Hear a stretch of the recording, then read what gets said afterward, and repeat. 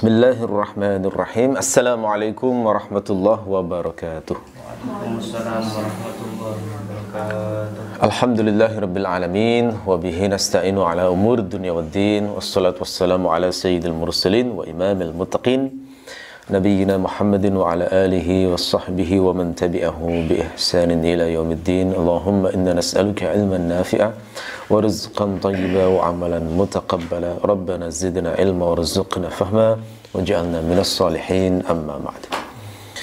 Baik, kita sekarang mengkaji tafsir surah Abasa di segmen terakhir, yakni ayat 38 hingga 42.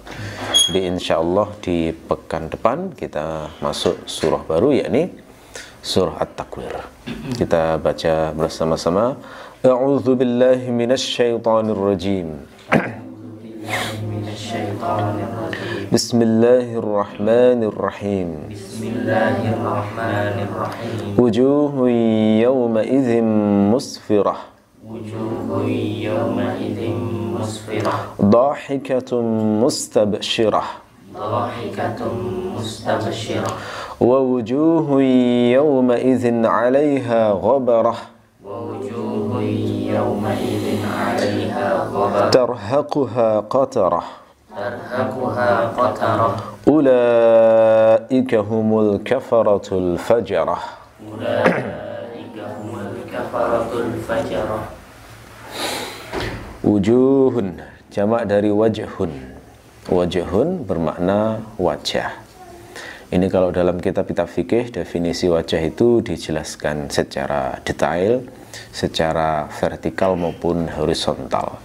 Fungsinya adalah untuk mengetahui batasan yang wajib untuk dibasuh saat berwudu itu seberapa areanya, gitu ya.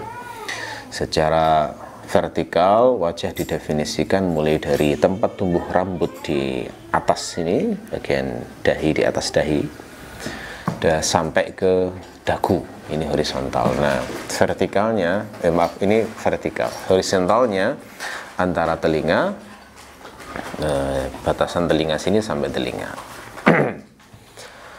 Itu maksud dari wajah. Nah, ini adalah contoh jamak berwazan fu'ulun. Jamak itu wazannya banyak, diantaranya adalah jamak yang berwazan fu'ulun, seperti kata qalbun menjadi qulubun. Ya, qalbun, qulubun. Wajhun, wujuhun. Berarti wujuh itu terjemahnya adalah wajah-wajah. Nah, posisi wujuh itu sebagai mubtada. Cuma di sini ada satu titik yang harus diperhatikan. Hukum asal mubtada itu kan harus ma'rifah, harus ada alif lamnya ya. Alif lam atau yang lafaz lain yang semakna dengan alif lam, intinya ma'rifah. Jadi kalau misalnya saya punya kalimat al-ustaz zahibun misalnya, maka itu susunan mubtada khobar yang benar, karena mubtada'nya ada alif lamnya, al-ustaz zahibun. Menjadi salah kalau saya mengucapkannya ustazun zahibun. Ya, ustazun zahibun itu bukan susunan mubtada khobar, tapi menjadi susunan na'at man'ut istilahnya, atau sifat mausuf.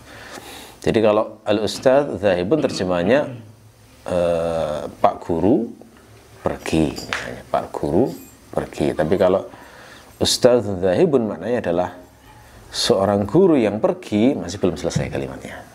Ya, seorang guru yang pergi dan seterusnya ya. Cuma di sini wujuhun meskipun gak ada alif lamnya, bentuknya nakirah, itu bisa dipahami sebagai mubtada. Kenapa?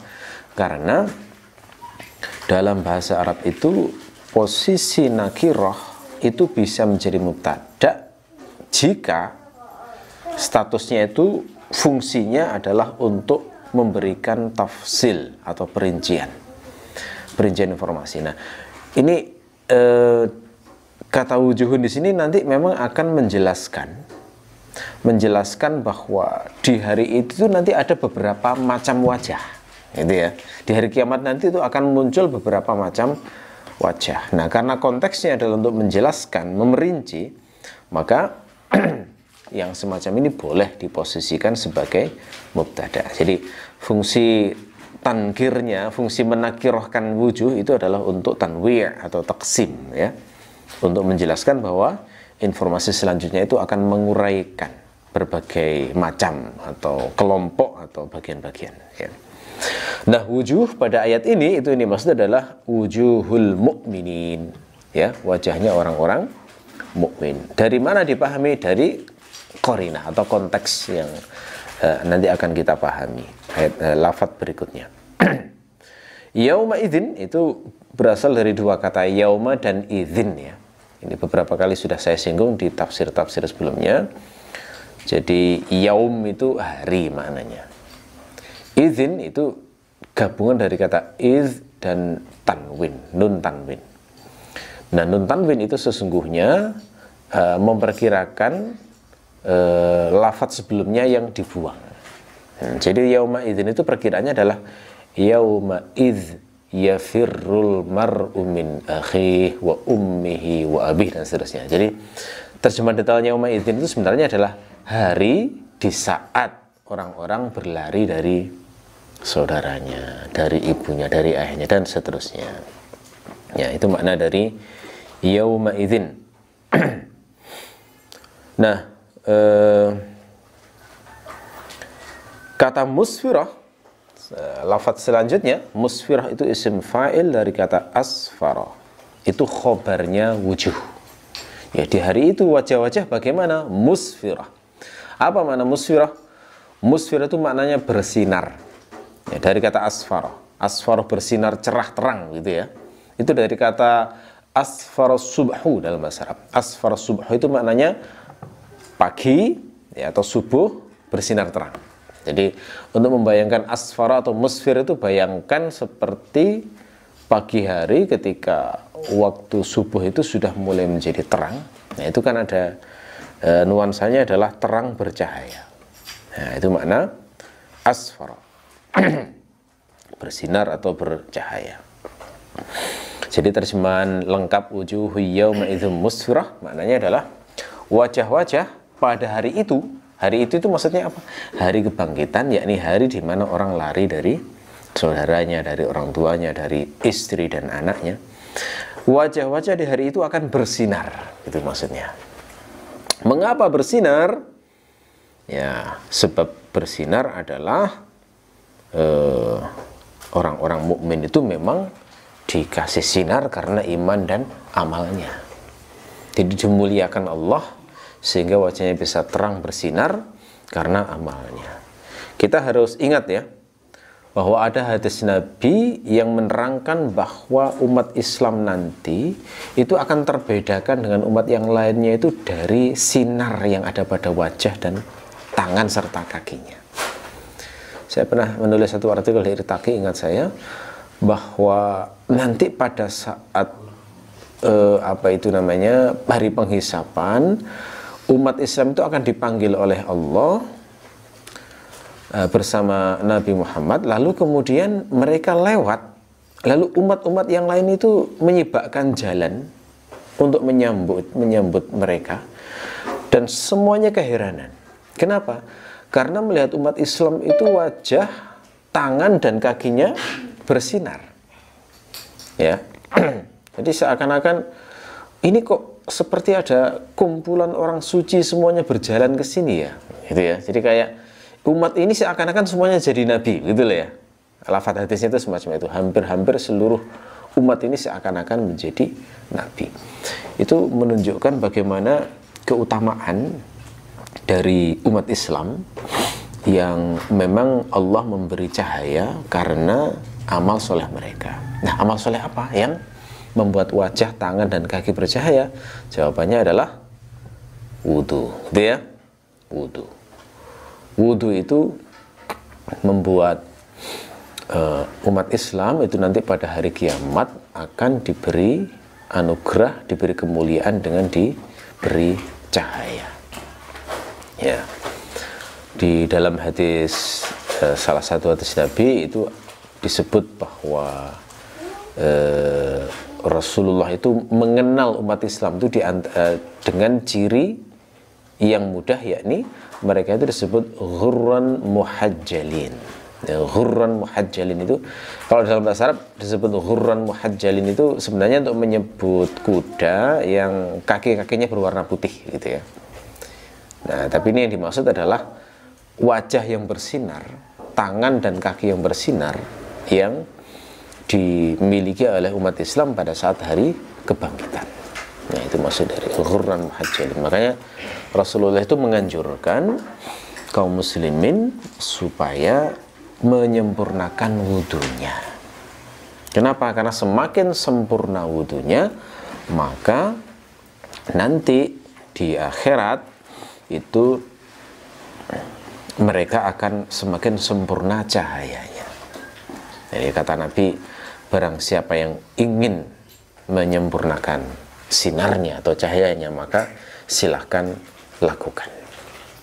Nah, berarti dari ayat wujuhu yawma idzin musfirah ini paling tidak kita sudah mendapatkan satu tekad untuk memperbaiki wudhu kita, gitu kan ya, harusnya harus lebih serius lagi untuk memperbaiki wudhu kita. Jadi dibenahi lagi lah hasil atau dampaknya ngaji wujuhu yawma idzin musfirah itu. Karena kalau kita ingin masuk golongan ini yang wajahnya bersinar, perbaiki wudhunya. Nggak semua orang loh ya serius memperbaiki wudhu.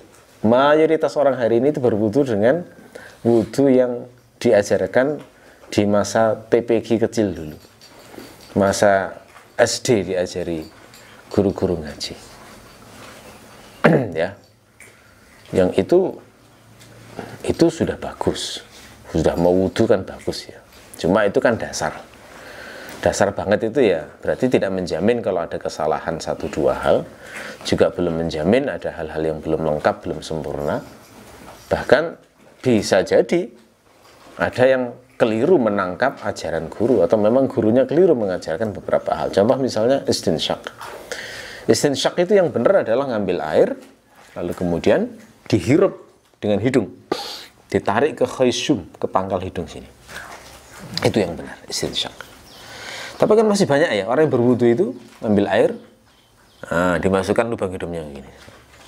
Itu bukan istinsyak, bukan begitu istinsyak yang benar. Nah, ini kan perlu dibenahi dengan fikih wudu. Jadi ayo didengar lagi kajian-kajian tentang wudu, dibaca lagi kitab-kitab yang menjelaskan tentang wudu, dibenahi wudunya, ngerti rukun-rukun wudunya apa, syarat-syarat wudu apa, sunnah-sunnahnya apa, makruh-makruhnya wudu itu seperti apa, lalu makna halusnya wudu itu bagaimana, artinya rahasia di balik wudu itu apa.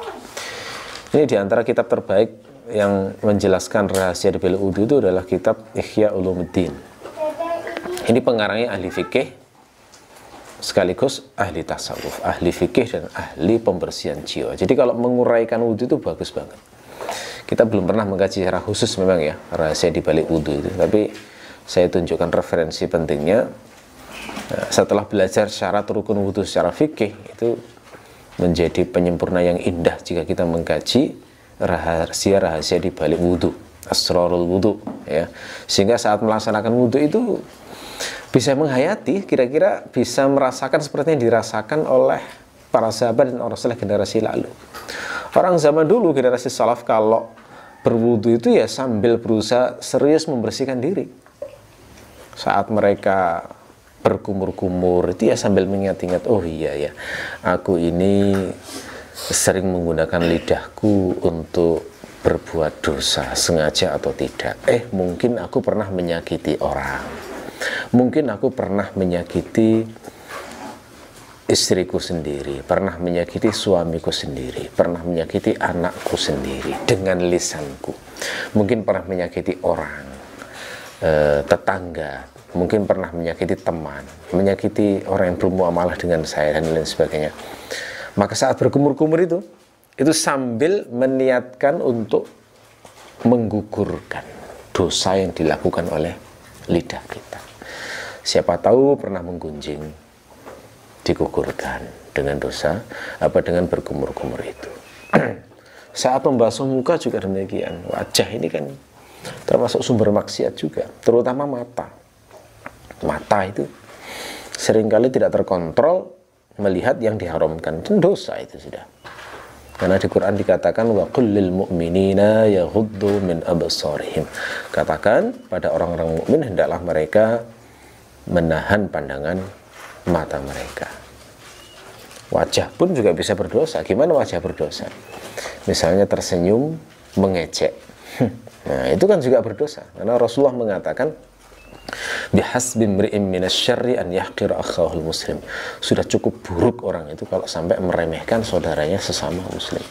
Jadi ketawa, senyum yang meremehkan, ya dosa juga. Nah, saat dibasuh wajahnya sambil meniatkan merontokkan dosa yang dilakukan oleh wajah kita, itu jadi lebih terasa wudunya. Saat membersihkan telinga, kan ini juga sumber dosa kita juga. Mungkin pernah mendengarkan gunjingan lalu tidak mengingkarinya, pernah nguping misalnya, pernah mendengarkan suara-suara maksiat yang tidak pantas dan lain sebagainya. Nah, ini dibersihkan dengan itu ya. Dan demikian seterusnya untuk anggota tubuh yang lainnya. Itu masuk pembahasan asrarul wudu, rahasia-rahasia wudu. Kalau itu dilakukan lebih terasa itu. Seperti ungkapan Ibnu Hanifah ya, Abu Hanifah yang beliau mengatakan, demi Allah, saya itu kalau berwudu, itu saya bisa merasakan rontoknya dosa-dosa jatuh bersamaan dengan air yang jatuh dari jari-jari saya. Itu Abu Hanifah mengatakan begitu. Nah, ini contoh orang soleh yang ketika melaksanakan wudhu itu nggak sekedar membasahi badannya. Kalau hanya membasahi badan itu nggak perlu ilmu bisa.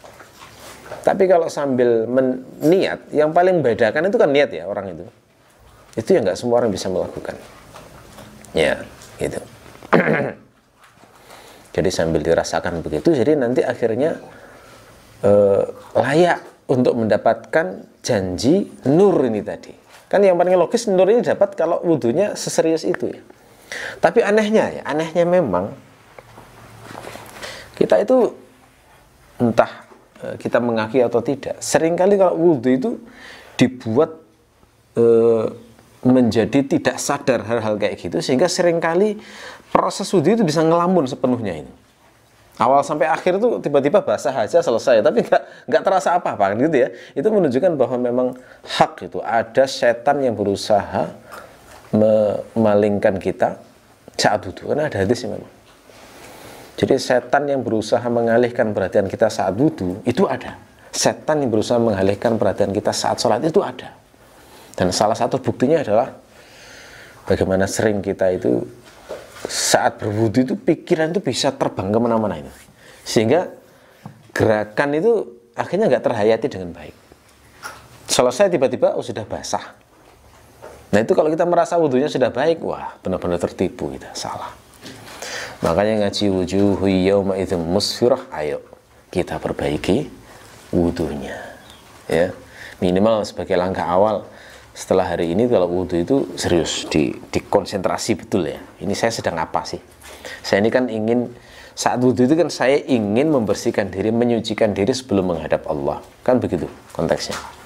Saya ingin menyucikan diri karena saya hari ini mungkin kotor. Di sisi Allah banyak dosanya. Saya di sisi Allah itu kotor secara maknawi. Dan saya ingin bersih supaya layak untuk menghadap Allah. Nah, kalau semangat di awal saya kayak begitu, nanti saat berwudhu itu terbantu. Awal sampai akhir itu bisa menjadi bersih, sehingga kalau wudhunya baik maka insya Allah sholatnya akan terbantu menjadi lebih baik. Tapi kalau wudhunya saja sudah jelek, bagaimana bisa berharap sholatnya lebih baik? Kalau mengawali sesuatu jelek itu loh, terus gimana bisa berharap sesudahnya itu baik? Ya susah, gitu ya. Oke. Dan ingat juga, saya pernah menulis artikel khusus tentang masalah ini. Ingat juga bahwa yang membuat seorang mukmin diberi cahaya itu bukan hanya wudhu, tapi juga sholat. Itu ada hadisnya secara khusus. Rasulullah mengatakan wassalatu nurun. Sholat itu adalah cahaya. Nah, pentingnya ilmu ini itu kalau kita kembali merefresh kejadian di hari kiamat yang sangat mengerikan, yakni bahwa hari kiamat itu ternyata suasananya gelap gulita. Ya. Hari kiamat itu ternyata suasananya adalah gelap gulita. Jadi jangan membayangkan ada cahaya, tidak, gelap gulita betul, nggak ada cahaya apapun, nggak ada lampu. Lalu saat Allah memerintahkan hambanya melewati jembatan, itu suasananya juga gelap gulita. Nah, lalu bagaimana kalau gelap gulita orang bisa melewati jembatan itu? Di dalam hadis Nabi dikatakan orang bisa melewati dengan selamat kalau dibekali nur atau cahaya. Ya, dan orang itu dikasih cahaya itu bermacam-macam. Dikasih cahaya itu bermacam-macam. Ada yang dikasih cahaya besar sekali. Yang digambarkan dalam hadis Nabi itu kira-kira satu semenanjung ya, satu pulau itu, saking satu pulau besar ya, dari Yaman ke Mekah kira-kira ya, seperti itu kan besar banget cahayanya ya, sehingga ya tenang banget gitu ya, dengan cahaya besar itu melewati jembatan tenang banget karena tahu jalan. Ada pula yang dikasih cahaya sebesar pohon kurma, ya lumayan besar juga, tinggi ya. Kita di dunia punya lampu segini aja kan sudah bisa menerangi satu ruangan ya. Satu kepal tangan ini, lampu ini bisa menerangi satu ruangan. Nah ini bayangkan lampu setinggi pohon kelapa, nah, itu sudah lumayan juga. Ada pula yang dikasih cahaya setinggi badannya, jadi hanya setinggi badannya saja, besar cahaya yang dimilikinya. Ada pula yang hanya satu jempol jari, cuma segini, itu pun menyala mati, menyala mati, menyala mati. Nah pertanyaannya, bagaimana cara agar mendapatkan cahaya yang banyak pada hari kiamat itu? Itu kan pertanyaan terpentingnya. Nah jawabannya ada di hadis yang saya sebut tadi, wassalatu nurun. Sholat itu adalah cahaya. Artinya semakin baik sholat seseorang, maka semakin besar cahaya yang akan didapatkan pada hari kiamat. Ini termasuk di antara motivasi terindah untuk memperbaiki sholat kita. Ya, wassalatu nur, sholat itu cahaya, terutama sholat malam ya, setelah sholat wajib. Sholat wajib diperbaiki dengan baik, ditambah sholat malam luar biasa itu cahaya yang didapatkan akan menjadi banyak. Jadi melalui ngaji wujuhi yauma idzin musfirah, kita dapat kesimpulan tambahan lagi bahwa ini adalah di antara momen yang sangat baik untuk membenahi sholat kita juga. Jadi selain wudhu, kita benahi sholat kita lagi. Ayo dipelajari lagi fikih sholatnya, biar ngerti syarat-syarat sholat apa, rukun-rukun sholat apa, sunnah-sunnah sholat seperti apa, makruh-makruh sholat bagaimana supaya tidak melakukan hal-hal yang dimakruhkan dalam sholat. Pelajari ilmu khusyuk dalam sholat ya, pelajari ilmu tentang makna bacaan-bacaan sholat ya. Diingat-ingat lagi juga apakah ada kira-kira sholat wajib yang belum ditunaikan, terutama para wanita ya. Para wanita ini kan diuji dengan haid dan nifas yang kadang-kadang dia harus mengqadha sholatnya, itu perlu diteliti. Dan lagi Rasulullah itu mengatakan bahwa wanita itu bisa masuk surga dari pintu manapun, itu mudah sekali syaratnya. Jadi hanya melaksanakan sholat 5 waktu, puasa Ramadan, lalu kemudian menjaga kehormatannya, lalu kemudian taat pada suaminya, maka dia masuk surga dari pintu manapun yang ia kehendaki. Nah itu untuk melaksanakan sholat saja ternyata perjuangannya lumayan ya untuk sholat itu. Karena bagi wanita dia diuji dengan haid. Nah saat haid dia diuji dengan kejujuran. Karena bisa jadi wanita haid itu nggak jujur. Nggak jujurnya bagaimana? Ya, nggak jujurnya adalah sudah waktunya selesai haid, tapi tidak mau ngecek. Nanti saja, gitu ya. Itu nggak jujur itu. Mestinya contoh misalnya sebenarnya ada potensi haidnya itu sudah suci di waktu zuhur, tapi nggak mau ngecek, nunggu asar sekalian, mandi sore misalnya. Nah itu berarti tidak jujur terhadap Allah Padahal Allah sudah mempercayakan kepadanya untuk jujur kepadanya, sehingga mestinya wanita itu wajib memeriksa haidnya setiap datang waktu sholat. Adzan dicek. Kalau sudah menjelang akhir harusnya begitu itu kalau jujur. Ya. Rekomendasi apa itu namanya ulama untuk mengeceknya itu minimal di 2 waktu, sebelum tidur dan setiap masuk waktu sholat. Itu yang wajib. Ya. Afdal lagi kalau di akhir sholat juga dicek, itu lebih utama lagi. Itu ada juga kasusnya ini wanita kantoran sudah menjelang hari akhir, ya sudah mau selesai haid. Cuma kalau ngecek zuhur nanti saya misalnya bersihkan harus mandi di kantor misalnya, malas akhirnya nanti aja sekalian di rumah. Nah ini tidak jujur pada Allah, ya. Nggak bisa dengan alasan nggak nyaman mandi di kantor, lalu kemudian menunggu bukan udzur syar'i itu. Nggak nyaman itu bukan udzur syar'i. Atau misalnya kamar mandinya kurang bersih misalnya. Wah, itu bukan udzur syar'i juga. Untuk tidak mengecek haidnya, untuk tidak mandi di luar rumah. Udzur syar'i itu misalnya kalau sudah suci, terus nyari air nggak ada, terus kalau nyari air di luar kantor misalnya jauh, khawatir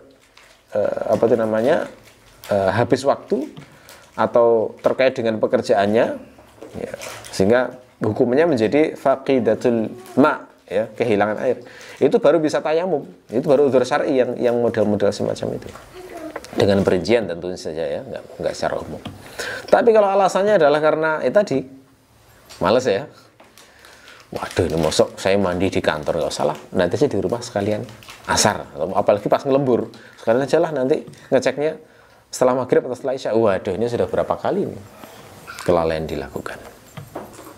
Termasuk yang juga sangat sering dilakukan adalah nggak mau ngecek di waktu subuh. Jadi wanita haid biasanya, ya, nggak semua wanita sih memang. Kalau ada wanita haid itu karena nggak wajib sholat, kadang-kadang tidurnya, bangunnya itu sesukanya. Siang jam 7, 8, 9, kadang-kadang ya jam 6 paling nggak begitu, ya.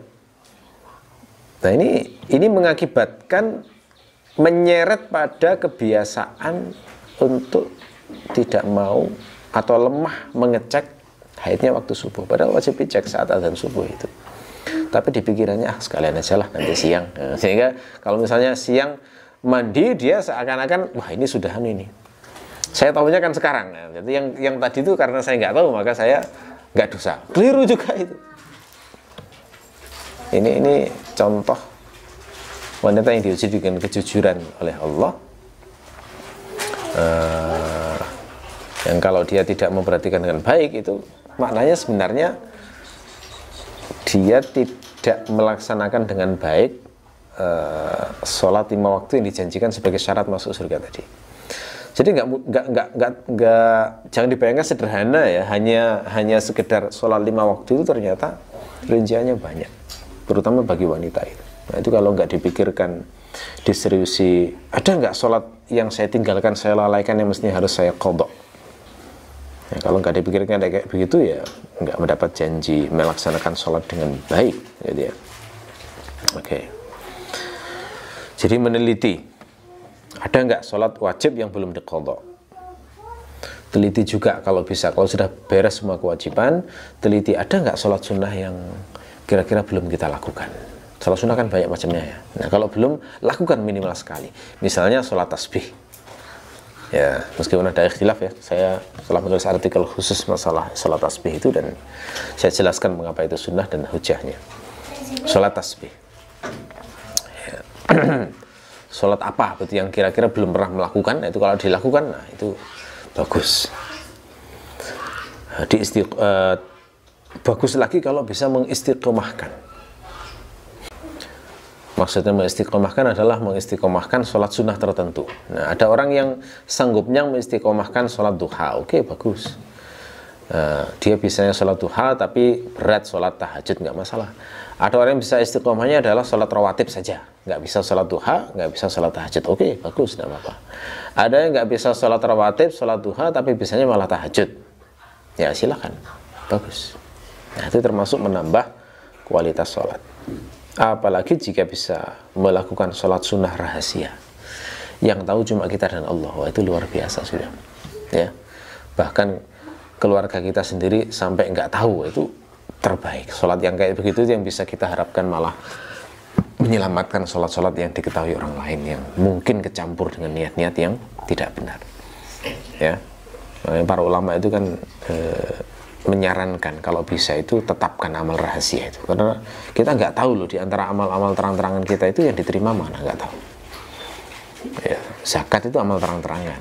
Nah, disarankan ada amal sedekah yang rahasia, biar kalau misalnya yang itu nggak keterima masih ada yang keterima. Sholat itu juga terang-terangan, sholat jamaah itu terang-terangan.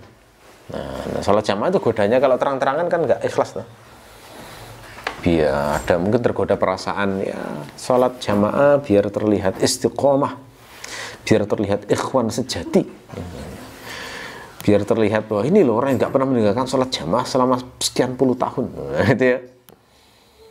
Ini kadang-kadang halus banget ya. Sampai ada kisah di masa lalu itu orang tersentak keliru niatnya selama puluhan tahun.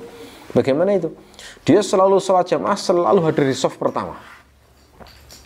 Suatu hari ada uzur sehingga dia terlambat. Ketika terlambat, malu rasanya. Ketika datang ke situ langsung tersentak, astagfirullahaladzim. Berarti selama ini aku ini malu karena manusia kalau kayak begini. Nah gitu ya. Itu luar biasa ya muhasabahnya untuk diri sendiri. Salah itu berarti salah niatnya. Nah kalau kayak gitu bagaimana berharap bisa diterima amal solehnya semacam ini? Ya makanya di samping melakukan amal terang-terangan, maka yang paling indah adalah juga mengagendakan amal rahasia untuk berjaga-jaga agar jika seandainya ada yang masalah dengan amal terang-terangan itu masih ada cadangan amal baik yang bisa kita harapkan diterima oleh Allah. Tapi memang syariat itu berkehendak, Allah berkehendak amal itu memang ada dua macam, ada yang terang-terangan dan ada yang sembunyi-sembunyi. Nah itu diantara hikmahnya adalah ya biar kita bisa melatih kondisi dua-duanya tetap ikhlas gitu ya. Kalau orang hanya bisa ikhlas saat sembunyi-sembunyi berarti belum tangguh, belum teruji dia, belum teruji. Ya, karena orang yang ikhlas itu terang-terang sembunyi-sembunyi bisa ikhlas. Itu baru level ikhlas yang sempurna. Ya, itu terang-terangan oke, sembunyi-sembunyi juga oke. Jadi ada amal soleh yang memang diharuskan terang-terangan. Seperti haji, bagaimana cara menyembunyikan haji? Nggak bisa, memang harus dilihat orang. Sholat jamaah, sholat Jumat nggak mungkin disembunyikan. Jihad tidak mungkin disembunyikan. Membayar zakat itu juga interaksi dengan orang, tidak mungkin disembunyikan. Menikah tidak mungkin disembunyikan. Jadi hal-hal yang semacam. Tapi ada pula yang bisa disembunyikan. Misalnya puasa bisa disembunyikan, sholat bisa disembunyikan, munajat bisa disembunyikan, zikir itu bisa disembunyikan, sedekah juga bisa disembunyikan. Maksudnya menyembunyikan adalah yang ngasih itu identitasnya tidak diketahui ya, tapi yang dikasih tahu bahwa itu adalah harta halal yang diberikan kepada dia. Nah begitu ya. Oke, jadi Masya Allah ternyata hanya dari ayat wujuhu yawma idzin musfirah itu kita mendapatkan pelajaran yang sangat penting, terutama sekali membenahi wudhu kita dan membenahi sholat kita supaya kita mendapatkan peluang nur yang banyak dari Allah. Dhahikatum mustabsyirah. Dhahikah itu sifat dari wujuh ya, sifat lanjutan. Khobar lah, katakanlah khobar yang merupakan lanjutan sifat musfirah tadi ya, dhahikah. Jadi ini dinisbahkan ke wujuh ya. Apakah wajah itu bisa tertawa? Nah, kalau secara hakiki wajah nggak bisa tertawa, tetapi wajah dikatakan tertawa ini adalah bentuk majas. Maksudnya adalah wajah tempat tertawa orang, gitu ya. Itu namanya majas. Istilahnya majas akli. Ya, karena wajah itu menjadi tempat tertawa dan kegembiraan orang. Nah, tertawa yang dimaksud di sini adalah tertawa ekspresi kegembiraan. Ini harus dipertegas ya. Kenapa? Karena tertawa itu motivasinya macam-macam. Ada orang tertawa mengejek, Ya, seperti saya katakan tadi, tertawa hahaha, tertawa ya evil life ya, apa? Tertawa yang sifatnya mengejek orang, tertawa jahat istilahnya ya. Ada tertawa untuk menutupi kesedihan, ada itu. Aslinya sedih tapi tertawa untuk menutupi kesedihan yang dirasakan. Ada tertawa karena lucu misalnya. Jadi banyak macam-macam tertawa itu. Nah, ini maksud di sini adalah dhahikatun lis-surur, ya. Kegembiraan, ya, tertawa yang sifatnya gembira. Mengapa kok gembira? Mengapa kok tertawa? Tentu saja tertawa bahagia karena mereka tahu bahwa mereka akan dimuliakan dan mendapatkan kenikmatan, dan mereka sudah ditunjukkan oleh Allah bagaimana balasannya di akhirat itu, balasan surganya bagaimana ya. Mustabsyirah, mustabsyirah itu dari kata basyara. Basyara itu maknanya gembira. Dari kata basyara saja sudah mana gembira. Ketika diubah ke wazan istaf'ala, maka maknanya mubalaghah. Jadi istabsyara itu maknanya sangat bergembira. Bukan sudah bergembira, tapi sangat bergembira. Jadi mustabsyirah maknanya sangat bergembira. Jadi wajar ya, kegembiraan di akhirat itu nggak sekedar gembira, tapi sangat bergembira karena memang nikmatnya sangat dahsyat di sana. Mungkin juga ini dipahami bahwa mereka bergembiranya itu adalah karena sudah dimasukkan ke dalam surga, sehingga tertawa, ya, bahagia yang kita bisa bayangkan lah ya. Di dunia kan kita oleh Allah dikasih pengalaman ya, bagaimana melihat wajah-wajah bahagia itu. Kita melihat wajah bahagia orang menikah, ya kan? Ya kayak begitulah wajah dhahikatun mustabsyirah itu kira-kira seperti itu. Kita melihat wajah bahagia orang yang baru gajian, kan senyum-senyum gitu ya, ketawa-ketawa ya. Yang sebelumnya uangnya habis terus gajian. Ini bagi karyawan ya. Kalau misalnya bisnismen ya bahagianya adalah dapat orderan besar. Wah, itu kan senyum-senyum ya sepanjang hari, bisa jadi sewenang gitu ya. Kan begitu ya. Itu dhahikatun mustabsyirah itu punya pengalaman kita untuk melihat dan merasakan. Ya. Bahagia kalau mahasiswa keterima di kampus favorit. Wah, itu sewenangnya itu kayak loncat-loncat gitu ya. Sampai kadang-kadang iya sampai nuangis. Kadang-kadang begitu. Dhahikatun mustabsyirah. Kalau sudah lulus kerja terus ngelamar keterima, wah senang juga. Dhahikatun mustabsyirah. Ya. Wanita yang misalnya lama menunggu-nunggu calon suami, kemudian dilamar lelaki idaman. Wah, sewenangnya itu ketawa-ketawa, senyum-senyum. Itu sampai seminggu bisa jadi itu ya. Dhahikatun mustabsyirah. Ya. Oke. Jadi di dunia itu kita melihat, sudah diberi pengalaman oleh Allah untuk melihat bagaimana dhahikatun mustabsyirah. Cuma nanti di akhirat ini jauh berlipat-lipat karena kebahagiaannya hakiki. Kalau di dunia itu kan sebahagia apapun kita, itu kan sementara ya, nggak ada yang hakiki itu. Bahagia yang nanti pasti akan disusul dengan kesedihan. Tertawa yang pasti akan disusul dengan tangisan. Nah, sementara di akhirat kalau bahagia ya bahagia terus. Ya, tidak pernah menjadi sedih. Wujuhu yawma idzin 'alaiha ghabarah. Ya. Wajah-wajah di hari itu 'alaiha, di atasnya ada ghabarah. Apa itu ghabarah? Ghabar itu maknanya adalah ghubar, debu. Nah, ini berarti jenis wajah yang kedua. Selain wajah yang bersinar, nanti ada juga wajah yang berdebu. Na'udzubillah min dzalik. Jangan sampai kita termasuk wajah kita seperti ini. Rugi itu orang di dunia yang sibuk skincarean wajahnya, tapi di akhiratnya berdebu kayak begini. Ya, heboh kalau ada jerawat. Ya, tapi di akhirat kemudian kena yang semacam ini. Kata Ibnu Asyur, kalau ada debu di wajah, ini menunjukkan mereka itu dihinakan. Jadi sampai wajahnya itu kayak disungkurkan gitu ya, ditelungkupkan, di bahasa Jawanya dijelungupkan gitu ya. Sampai wajahnya berdebu, itu tanda penghinaan. Karena memang kan nanti kan macam-macam orang itu dibangkitkan ya, ada yang diseret, ada yang berjalan di atas wajahnya. Itu wajah-wajah berdebu yang kayak begitu itu memang. Ya, belepotan debu. Tarhaquha qatarah. Tarhaquha, rahaqa itu maknanya ghasya, menimpa, atau ghalaba ala, atau menguasai, mendominasi.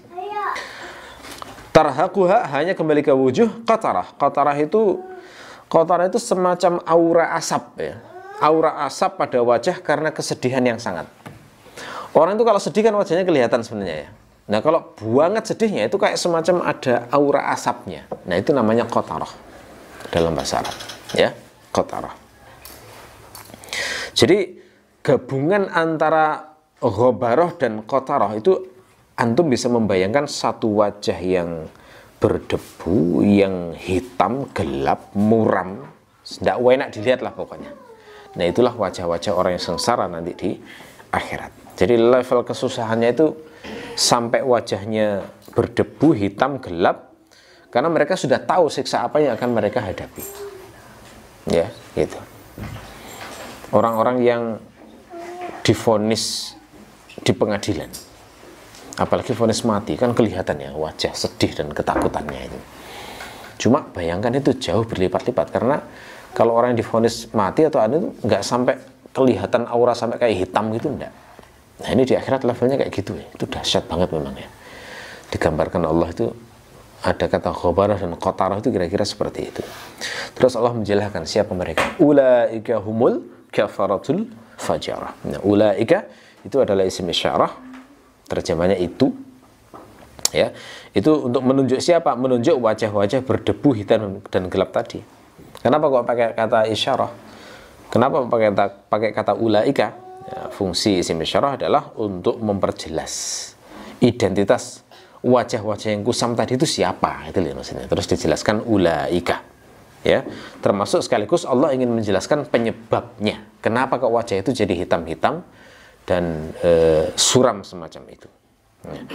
Adapun hum itu adalah domir fasli. Domir fasli itu tidak perlu diterjemahkan, hanya menjelaskan antara mubtada dan khobar. Ya. Saya membuat artikel khusus di website Irtaqi tentang domir fasli panjang lebar itu ya, kalau mau baca di sana.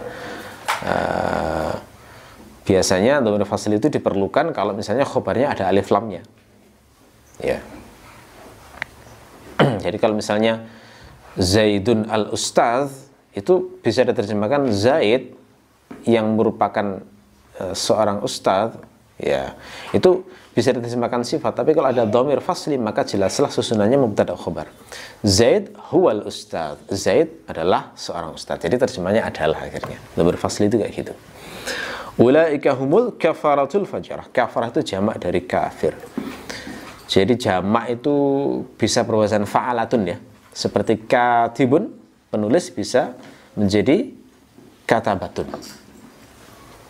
Termasuk safarah kemarin ya, itu juga jamak dari safir atau safir mungkin juga.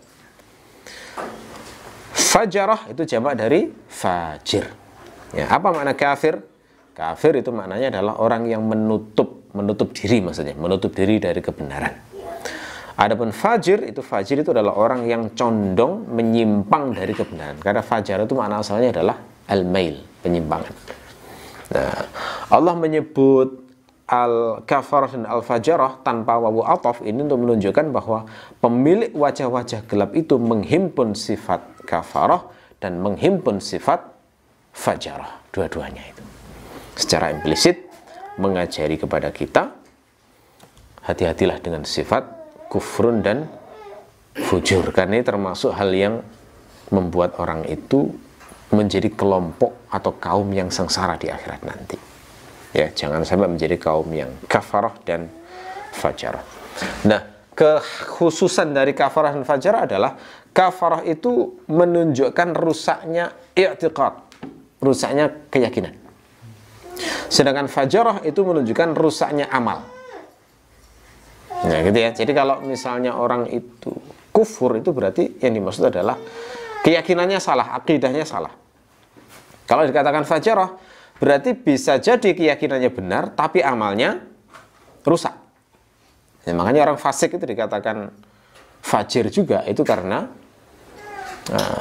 amalnya rusak. Amalnya itu nggak sesuai dengan keyakinannya, gitu ya.